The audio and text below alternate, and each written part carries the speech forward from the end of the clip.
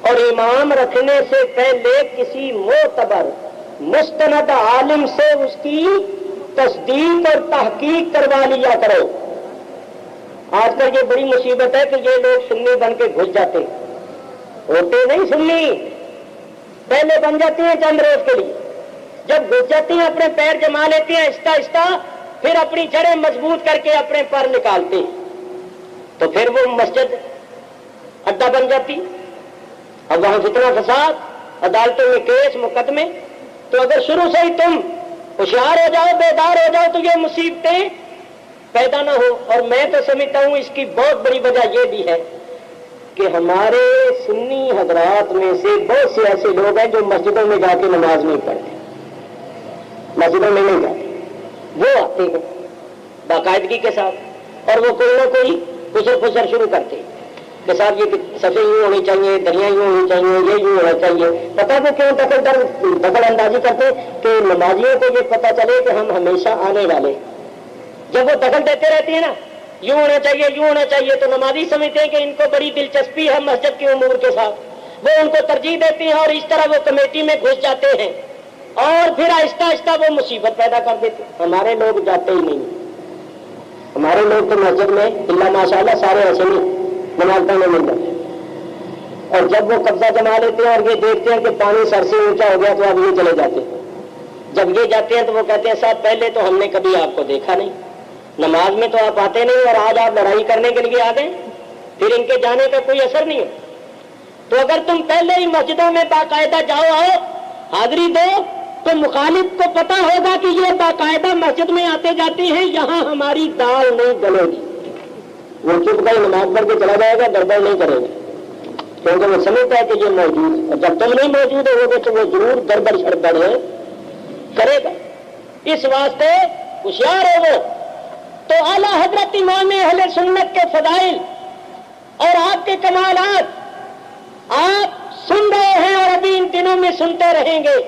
مجھ جیسا ناچیز ایج متان ان کے متعلق کیا کہہ سکتا ہے، جن کو عرب کے علماء نے اپنا امام مانا ہو، وقت کا مجدد مانا ہو، اور جن کو بڑے بڑے جید علماء نے اپنا استاد اور اپنا امام تسلیم کر کے شاگردی کی سندیں حاصل کی ہوں، جو عاشق رسول اللہ صلی اللہ علیہ وسلم تھے اور جن کا مقام بہت بلند تھا۔ بس میں آپ حضرات کے سامنے 2-3 اشعار پڑھتا ہوں اور ان اشعار کی مختصر تشریح کرتے ہوئے گفتگو ختم کروں گا، کیونکہ حضرت علامہ کاظمی صاحب قبلہ مجھے معلوم ہوا کہ میرا انتظار فرما رہے ہیں، تو مجھے بھی حاضری دینی ہے، آپ سے کوئی بات چیت کرنی ہے، تو اس واسطے میں جلدی ہی ختم کروں گا۔ اور آپ کو پتا ہونا چاہیے کہ 1 گھنٹے سے زیادہ ہو گیا مجھے تقریر کرتے ہوئے، پتہ نہیں چلتا وقت کا کیسے گزر جاتا ہے۔ وہ اب آپ ایسا کرو کہ بڑی محبت کے ساتھ، ذوق شوق کے ساتھ میرے ساتھ مل کر اعلیٰ حضرت امام اہل سنت کی نعت شریف کا ایک شعر پڑھو، اور اس کی تشریح کرتے ہوئے میں آپ کو بتاؤں گا کہ اعلیٰ حضرت کے یہ اشعار عام شعراء کی طرح نہیں ہے، اعلیٰ حضرت کے اشعار قرآن حدیث کا ترجمہ ہے، اور ایسے اشعار لکھے ہیں، ایسی نعت شریف لکھی ہے کہ کمال کرتی ہے۔ نعت شریف لکھنا کوئی معمولی بات نہیں، نعت شریف لکھنا ہر ایک کا مقام نہیں۔ اعلیٰ حضرت نے شاعری فرمائی، حضور کی نعت شریف لکھ کے لوگوں کو نعت شریف لکھنے کا طریقہ اور سلیقہ بتایا ہے کہ یہ ہے انداز، یہ ہے طریقہ نعت شریف لکھنے کا۔ تو فرماتے ہیں چمک تجھ سے پاتے ہیں سب پانے والے، بولو سب پڑھو، چمک تجھ سے پاتے ہیں سب پانے والے۔ مولانا سید محفوظ الحق شاہ صاحب بھی کہتے تھے کہ اگر ایسا نعرہ لگانا ہے تو نہ ہی لگاؤ تاکہ میں تقریر کرتا رہوں۔ تو ابھی سردی کا وقت ہے، زور لگا کے بولو گے نا تو گرم ہو جائے گی اور سردی دور ہو جائے گی، تو ذرا زور لگا کے جھوم جھوم کے محبت عقیدت کے ساتھ پڑھو، پتہ چلے کہ حضور کے عاشق بیٹھے ہیں، اعلیٰ حضرت کے دیوانے بیٹھے ہیں اور اہل سنت و جماعت کا اجتماع ہے۔ چمک تجھ سے پاتے ہیں سب پانے والے، چمک تجھ سے پاتے ہیں سب پا۔ اعلیٰ حضرت کی اشعار قرآن حدیث کا ترجمہ ہے، اور ایسے اشعار لکھے ہیں، ایسی نعت شریف لکھی ہے کہ کمال کرتی ہے۔ نعت شریف لکھنا کوئی معمولی بات نہیں، نعت شریف لکھنا ہر ایک کا مقام نہیں۔ اعلیٰ حضرت نے شاعری فرمائی، حضور کی نعت شریف لکھ کے لوگوں کو نعت شریف لکھنے کا طریقہ اور سلیقہ بتایا ہے کہ یہ ہے انداز، یہ ہے طریقہ نعت شریف لکھنے کا۔ تو فرماتے ہیں چمک تجھ سے پاتے ہیں سب پانے والے، بولو سب پڑھو، چمک تجھ سے پاتے ہیں سب پانے والے۔ مولانا سید محفوظ الحق شاہ صاحب بھی کہتے تھے کہ اگر ایسا نعرہ لگانا ہے تو نہ ہی لگاؤ تاکہ میں تقریر کرتا رہوں۔ تو ابھی سردی کا وقت ہے، زور لگا کے بولو گے نا تو گرم ہو جاؤ گی اور سردی دور ہو جائے گی، تو ذرا زور لگا کے جھوم جھوم کے محبت عقیدت کے ساتھ پڑھو، پتہ چلے کہ حضور کے عاشق بیٹھے ہیں، اعلیٰ حضرت کے دیوانے بیٹھے ہیں اور اہل سنت و جماعت کا اجتماع ہے۔ چمک تجھ سے پاتے ہیں سب پانے والے، چمک تجھ سے پاتے ہیں سب پانے والے، میرا دل بھی چمکا دے چمکانے والے، میرا دل بھی چمکا دے چمکانے، میرا دل بھی چمکا دے چمکانے۔ اعلیٰ حضرت امام اہل سنت فرما رہے ہیں کہ انبیاء کرام علیہم الصلاۃ والسلام نے نبوت کا نور لیا تو حضور کی بارگاہ سے، صدیقوں نے صدیقیت کا نور لیا تو حضور کی بارگاہ سے، شہیدوں نے شہادت کا نور لیا تو حضور کی بارگاہ سے، صالحین نے صالحیت کا نور لیا تو حضور کی بارگاہ سے، ایمان والوں کو ایمان کا نور ملا، مسلمانوں کو اسلام کا نور ملا، جس کسی نے بھی ہدایت کا نور حاصل کیا، ایمان و عرفان کا نور حاصل کیا، سرکار کی بارگاہ سے حاصل کیا، چمک تجھ سے پاتے ہیں سب پانے والے، چمک تجھ سے پاتے ہیں سب پانے والے، میرا دل بھی چمکا دے چمکانے والے، میرا دل بھی چمکا دے چمکانے والے۔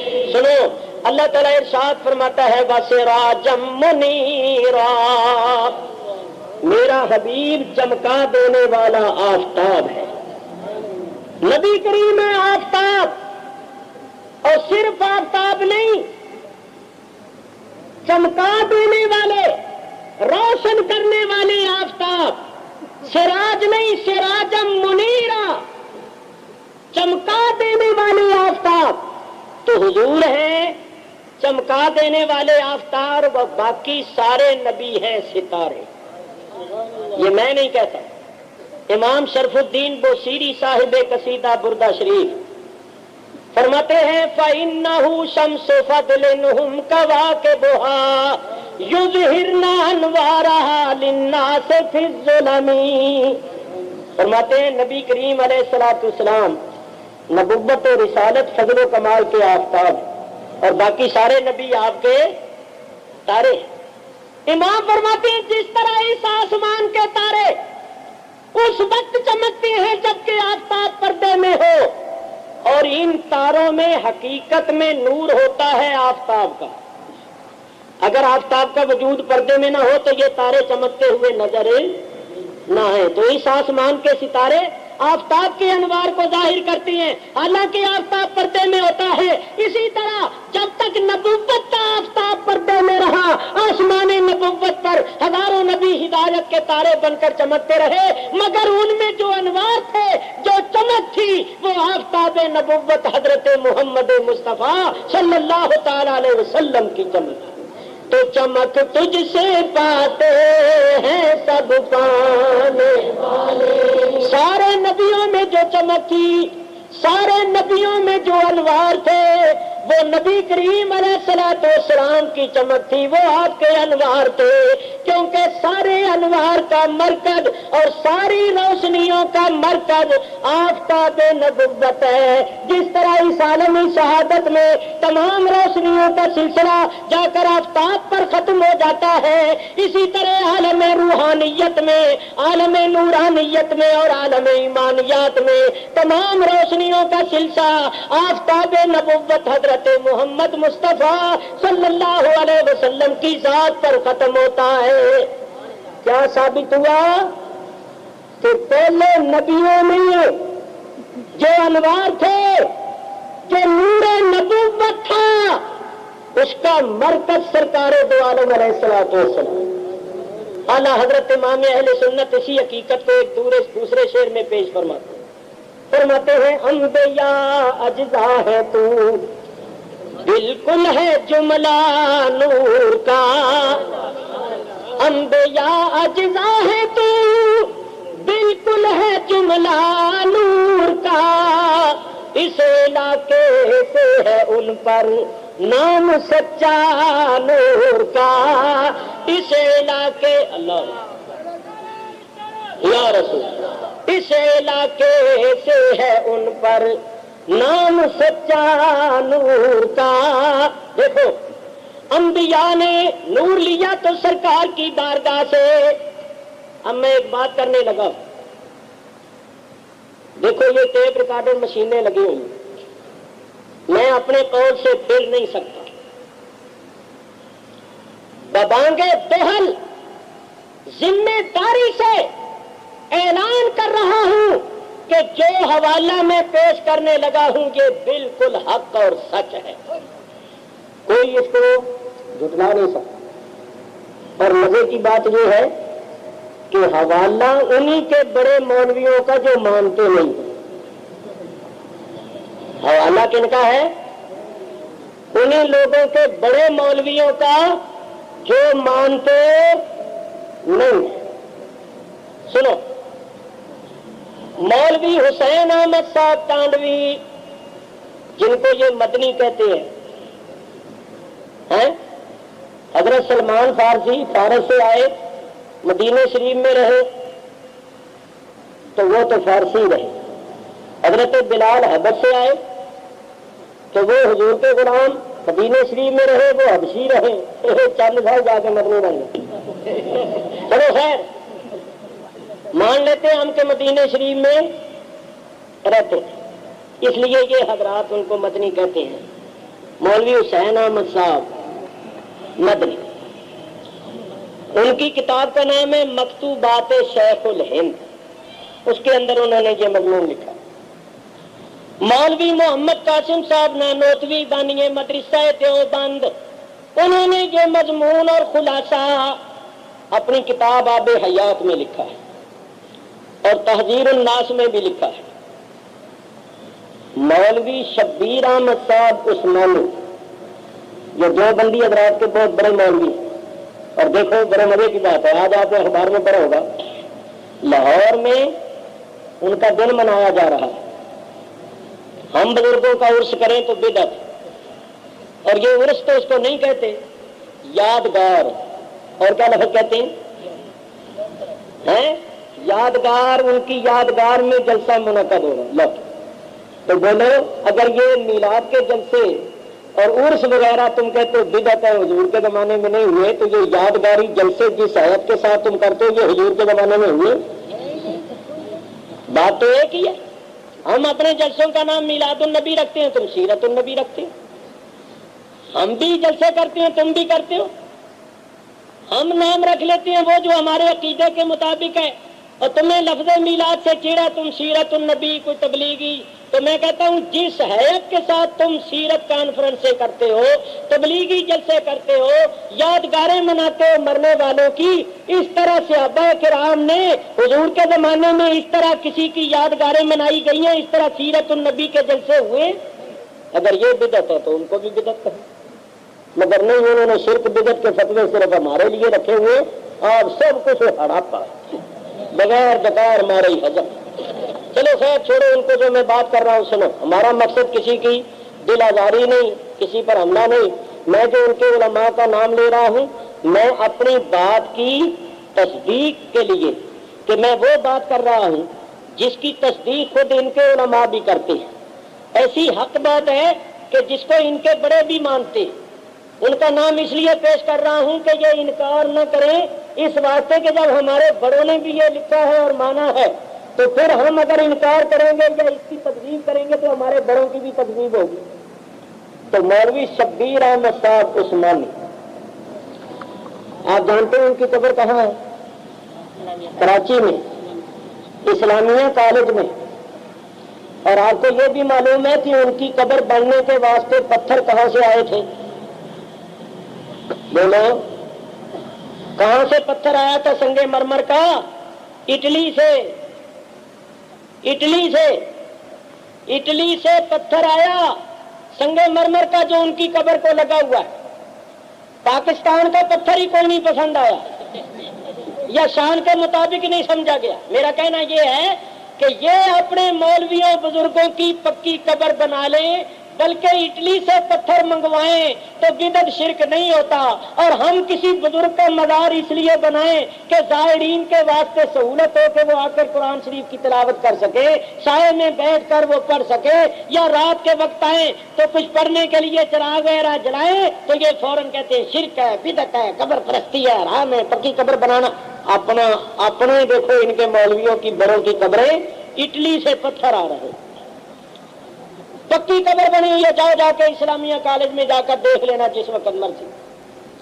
میرے بزرگوں اور دوستوں سنو غور کے ساتھ, مولوی شبیر احمد صاحب عثمانی نے النبی اولیٰ بالمؤمنین من انفسہم اسی آیت کے تحت تینوں نے لکھا.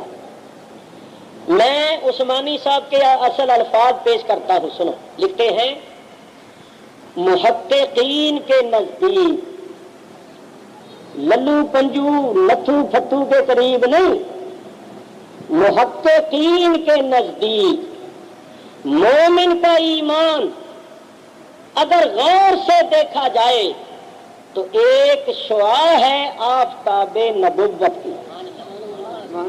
بولے ان کے بڑے مولوی عثمانی صاحب کیا کہہ رہے ہیں کہ محققین کے نزدیک مومن کا ایمان اگر غور سے دیکھا جائے تو وہ ایک شعاع ہے آفتاب نبوت کی, اور آفتاب نبوت پیغمبر علیہ الصلوۃ والسلام ہیں.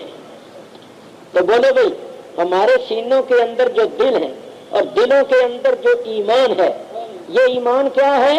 ان کے مولوی بھی تسلیم کر رہے ہیں کہ وہ ایمان روشنی ہے حضرت محمد الرسول اللہ صلی اللہ علیہ وسلم.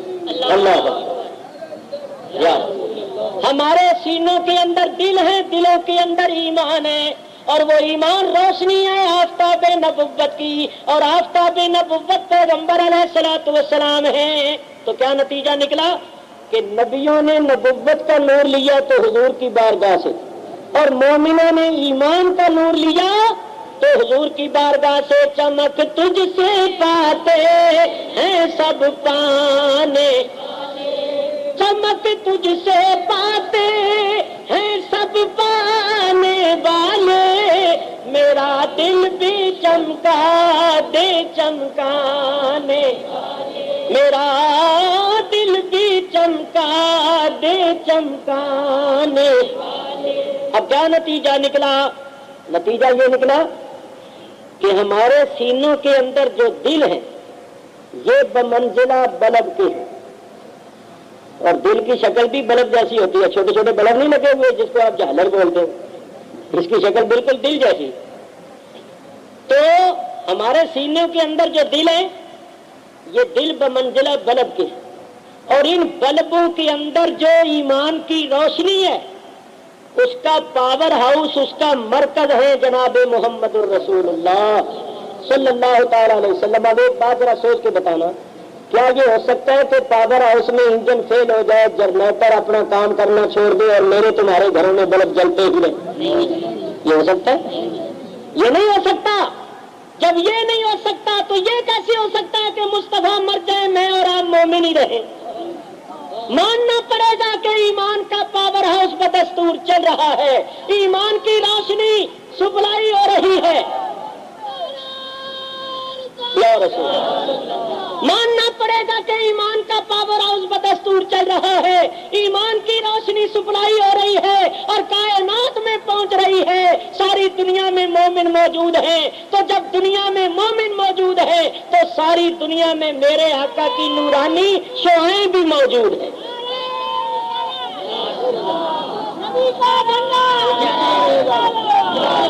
جب دنیا میں مسلمان ہر جگہ موجود ہیں تو ماننا پڑے گا کہ میرے آقا کی نورانی شعائیں بھی ہر جگہ موجود ہیں۔ میرے دوستو، بلب اسی وقت ہی روشن ہوتا ہے جبکہ پاور ہاؤس میں انجن بدستور چل رہا ہو۔ تو جب کروڑوں مومن موجود ہیں تو ماننا پڑے گا کہ میرا آقا زندہ ہے اور میرے آقا کی ذات سے سب کو زندگی کا فیض مل رہا ہے۔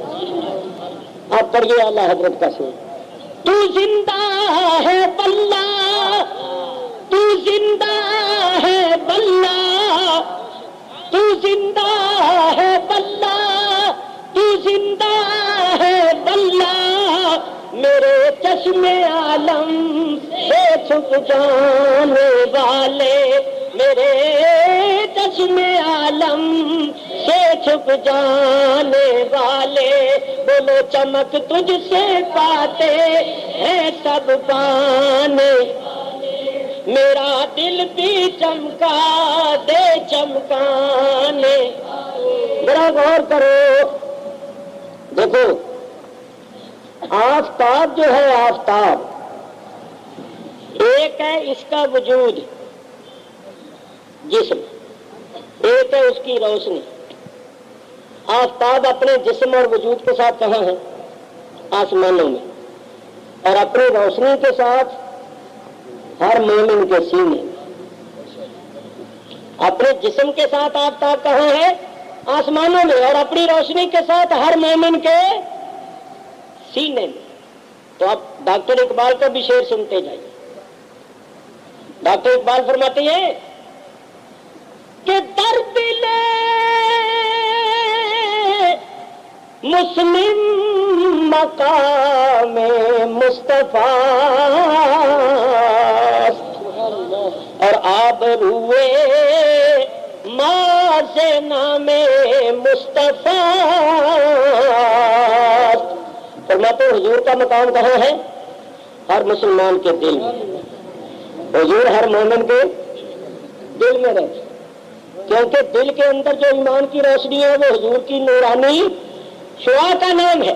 تو نتیجہ یہ نکلا کہ میرا آقا بظاہر مدینے میں ہے، بباطن ہر مومن کے سینے میں۔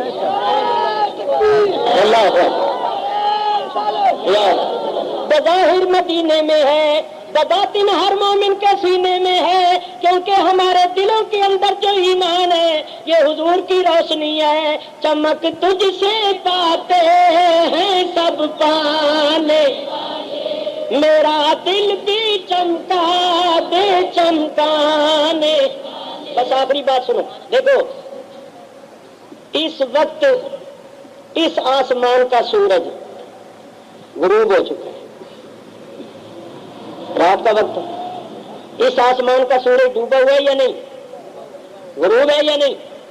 اس کے ڈوبنے غروب ہونے کا کیا مطلب ہے؟ کہ وہ مر گیا، نیست و نابود ہو گیا؟ اس کی روشنی میں چمک دمک میں کوئی فرق آ گیا؟ نہیں، وہ میری تمہاری نگاہوں سے اوجھل ہو گیا۔ نبی کریم صلی اللہ علیہ وسلم بھی مر نہیں گئے، میری تمہاری نظروں سے پردہ فرما گئے۔ جس طرح پہلے سراج منیرہ تھے اب بھی سراج منیرہ، جس طرح پہلے نبی تھے اب بھی نبی ہے۔ قیامت اب آپ کی نبوت، آپ ہی تختہ نبوت پر جلوہ افروز ہے۔ اسی واسطے ہم کلمہ پڑھتے ہیں لا الہ الا اللہ محمد الرسول اللہ۔ ترجمہ کرو، اللہ کے سوا کوئی معبود نہیں، حضرت محمد صلی اللہ علیہ وسلم اللہ کے رسول ہیں۔ یہ نہیں تھے، ہیں کون ہوتا ہے؟ کون ہوتا ہے جو تخت پر ہو؟ صدر ایوب پاکستان کا صدر تھا، بھٹو تھا، اور جنرل ضیاء الحق ہیں اور تھا بھی تو فرق سمجھ گیا نا. تو سرکار تھے کہ ہیں.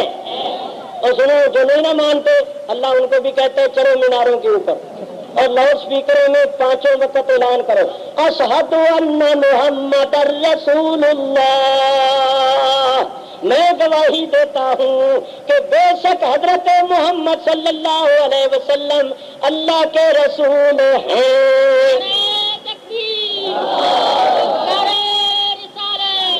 کیا ترجمہ اللہ کے رسول ہیں؟ اللہ فرماتا ہے میناروں پر چڑھ کے کہہ جا ہے, نیچے اتر کے جائے منکر ہو جا ہے. رب منوا کے چھوڑتا جو سلام کے منکر ہے نا, اللہ فرماتا ہے مسجد میں پہلے میرے حضور ہاتھ بن کے کھڑے ہو, رکوع سجود کر کے پاک ہو, اب ادب کے ساتھ بیٹھ کے پڑھو السلام علیکم ایھا النبی و رحمت اللہ. اللہ فرماتا ہے میری بارگاہ میں 5 وقت سلام پڑھ جا, مسجد سے باہر نکل کے جائے پھر منکر ہو جا. رب پڑھوا کے چھوڑتا ہے, رب کہلوا کے چھوڑتا ہے کہ ہیں, بولو ہیں, ہمارے تو ہیں اور ان کو نہیں ہے. میرے بزرگوں اور دوستوں دراغاؤ سے سنو, سرکار دو عالم علیہ الصلوۃ والسلام اس وقت یاد کر رہا ہوں, اس وقت اس آسمان کا سورج پردے میں بات سنو بس یہ آخری بات. اس آسمان کا سورج اس وقت پردے میں ہے, آسمان پر پھر تارے چمک رہے, آسمان پر اس کے غروب ہونے کے بعد بھی تارے چمکتے ہیں یا نہیں چمکتے ہیں؟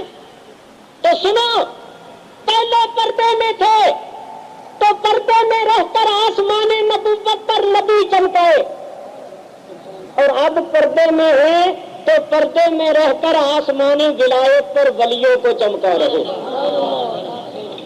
پہلے نبیوں میں جو نور تھا وہ بھی اسی آفتاب نبوت کا تھا, اور قیامت تک پیدا ہونے والے علماء ربانیین اور اولیاء کاملین میں جو نور ہے وہ بھی اسی آفتاب نبوت کا ہی ہے. پہلے نبیوں کے ذریعے سے ان کی امتوں کو جو ہدایت کی روشنی ملی اس کا مرکز بھی سرکار, اور قیامت تک اولیاء اللہ کے ذریعے سے علماء حق کے ذریعے سے جو لوگوں کو ایمان اور ہدایت کی روشنی ملے گی اس کا مرکز بھی سرکار ہے. چمک تجھ سے پاتے ہیں سب پانے, چمک تجھ سے پاتے میرا دل بھی چمکا دے چمکانے. معلوم ہوا اول سے ابد تک, اول سے آخر تک سارے نبیوں کے ذریعے, سارے ولیوں کے ذریعے جس کسی کو بھی کوئی نور ملا ہے, ہدایت کی روشنی ملی ہے, سب حضور کی بارگاہ سے حضور کی بدولت ملی ہے. تو اعلیٰ حضرت کے یہ اشعار نہیں ہیں, یہ قرآن و حدیث کا ترجمہ ہے, قرآن حدیث کی شرح ہے. اللہ تعالیٰ حضور کے صدقے ہمارے دلوں سینوں کو روشن و منور رکھے, اور حضور کا نور ہمارے دلوں کے اندر اور سینوں کے اندر چمکتا دمکتا رہے. میں اس کو بہت وسیع کر سکتا ہوں کہ یہی نور, یہی روشنی مرنے کے بعد قبر میں کام آئے گی, حشر میں کام آئے گی. مگر میرے بزرگوں اور دوستوں وقت بہت زیادہ ہو چکا ہے, اور مجھے اندیشہ ہے کہ کہیں میرے استاد مکرم متوالی دوران حضرت علامہ قادری صاحب تشریف ہی نہ لے گئے ہیں, کیونکہ آج ہی وہ تشریف لائے ہیں, سفر سے بھی تھکے ہوئے ہیں اور ان کی طبیعت بھی بہت کمزور ہے. آپ کی ماشاءاللہ عمر شریف کافی ہو گئی ہے, اللہ تعالیٰ آپ کی عمر اور بڑھائے. ہم تو دعائیں کرتے ہیں ہماری عمریں بھی اللہ ان کو دے دے, اللہ ان کا سایہ ہمارے سروں پر سلامت رکھے. مگر جب بڑھاپے کے اور عمر کی بڑی عمر ہونے کے جو تقاضے ہوتے ہیں وہ اپنے ساتھ ہوتے ہیں. حضرت بہت بیمار رہے ہیں, علیل رہے ہیں, شکر ہے اللہ کا کہ اللہ نے آپ کو صحت دی ہے اور آپ تشریف لے آتے ہیں. یہ بھی آپ کی ہمت ہے, حضور کا صدقہ ہے, حضور کے ذکر کی برکت ہے کہ آپ بیان فرماتے ہیں, ورنہ آپ کو بہت تکلیف رہی ہے پچھلے دنوں میں. السلام علیکم. جو کیسٹ آپ سماعت فرما رہے ہیں ضیا ایک لائبریری کی جانب سے پیش خدمت. یہ لائبریری حضرت مخدوم اہل سنت شیخ الفضیلت مولانا ضیاء الدین صاحب مدنی رحمۃ اللہ علیہ سے منسوب ایک مذہبی ادارہ. حضرت علامہ ضیاء الدین صاحب مدنی حضرت امام اہل سنت رضی اللہ تعالیٰ عنہ کے بڑے منظور نظر خلیفہ تھے. آپ نے 80 سال مدینہ منورہ میں مسلک اعلیٰ حضرت کی خدمت کی. اور 109 سال کی عمر میں اپنے خالق حقیقی سے جا ملے. آپ کا مرکز منور مدینہ منورہ جنت البقیع میں واقع. یہ ایک لائبریری میں مترجم قرآن کریم کی کیفیت اور علماء اہل سنت کی نایاب تقاریر میں حضور صلی اللہ علیہ وسلم کی سیرت مبارکہ اور میلاد پاک مصطفیٰ صلی اللہ تعالی علیہ وسلم کی کئی عظیم شان محافل کی 300 سے زائد کیسٹیں دستیاب جو مرکزی دفتر سے حاصل کی جا سکتی. یہ ٹیپ لائبریری کی کئی شاخیں دنیا کے مختلف ممالک میں قائم کی جا چکی. پاکستان میں مرکزی دفتر مومن مسجد کھوری گارڈن کراچی میں واقع ہے. علماء اہل سنت کی گراں قدر تقاریر سماعت فرمانے کے لیے آج ہی رجوع فرمائیں.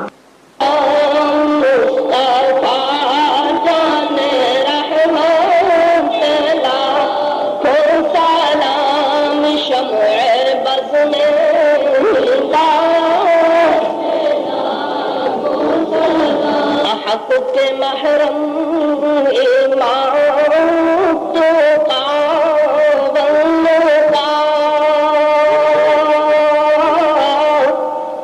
ذات اکرم امام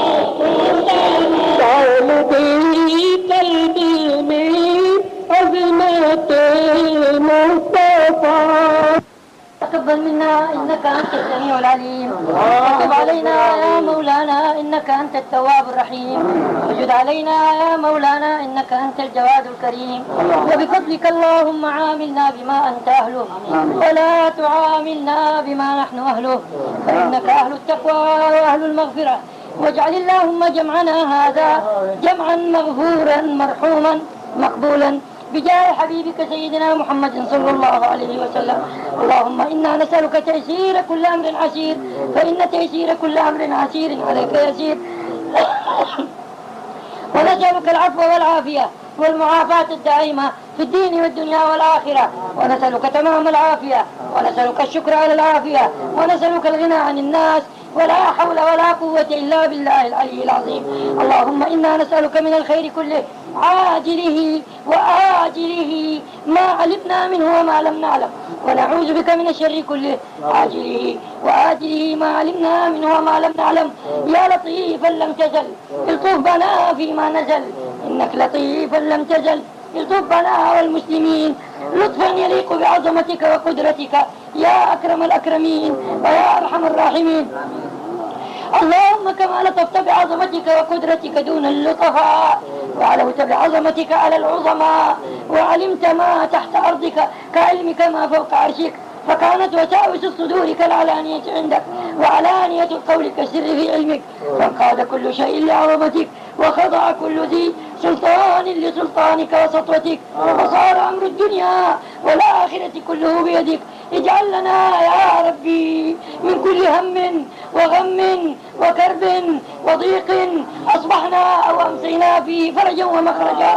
اجعل لنا يا ربي من كل هم وغم وكرب وضيق أصبحنا أو أمسينا فيه فرجا ومخرجا. اجعل لنا يا ربي من كل هم وغم وكرب وضيق أصبحنا أو أمسينا فيه فرجا ومخرجا.